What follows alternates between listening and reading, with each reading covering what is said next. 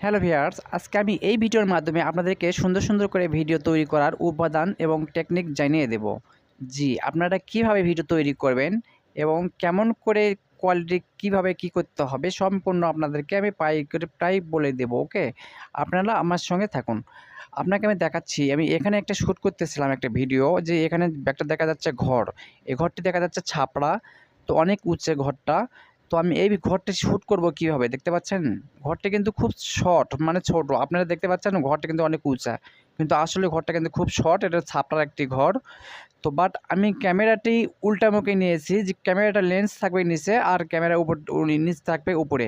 এরকম করেই নিচে আমি ভিডিওটি চালু নেওয়ার আগেই আমি ক্যামেরাটা আগে ঘুরে নেই, নিয়ে সম্পূর্ণটা আগে রেডি করে নিয়েই আমি ক্যামেরাতে বাটনে চাপ দেই। আগে ক্যামেরাটা ঘুরে নিতে হবে, ওকে? তারপরে কিন্তু বাটনে চাপ দিতে হবে। আগে কাজ করতে হয়ে গেলে পরে আপনার ব্যাঘাত পড়ে যাবেন।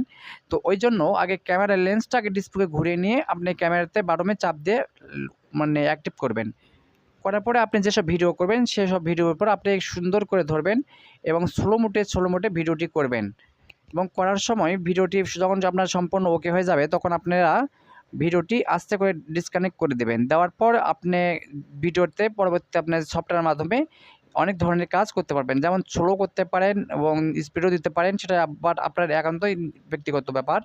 তো ভিউয়ার্স, আপনাদেরকে আমি যেসব বোঝাতে চাচ্ছি, যে ভিডিওটি যখন করবেন তখন ক্যামেরার লেন্সটা ঘুরে নেবেন। ঘুরে নিয়ে ভিডিও করার আগেই বাটনটা চাপ দেবেন না। আগে ভিডিওটা আগে কমপ্লিট কীভাবে করবেন, আগে ভিডিওটি ক্যামেরা আগে ঘুরিয়ে নিয়ে তারপরে চাপ দিতে হবে। তারপরে ঠিক এভাবেই ভিডিও হবে, যেভাবেটা আমি করে দেখাচ্ছি।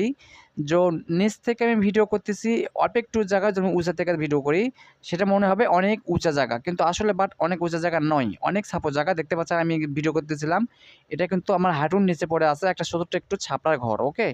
তো ভিডিওটি ভাইয়া কীরকম লাগতেছিল আপনারা অবশ্যই কমেন্টে জানিয়ে দেবেন। যদি ভালো লেগে থাকে অবশ্যই লাইক, কমেন্ট, শেয়ার করে সবাইকে দেখার সুযোগ করে দেবেন, যেন সবাই এই টেকনিকটা বুঝতে পারে এবং করতে পারে।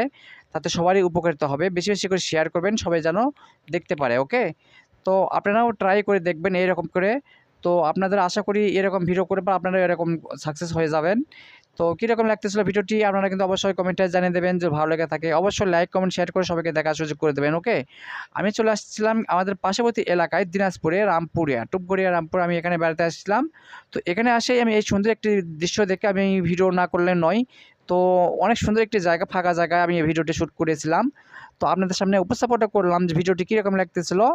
তো আশা করি ভালো লাগছে। তো আপনারা অবশ্যই কমেন্টে জানিয়ে দেবেন।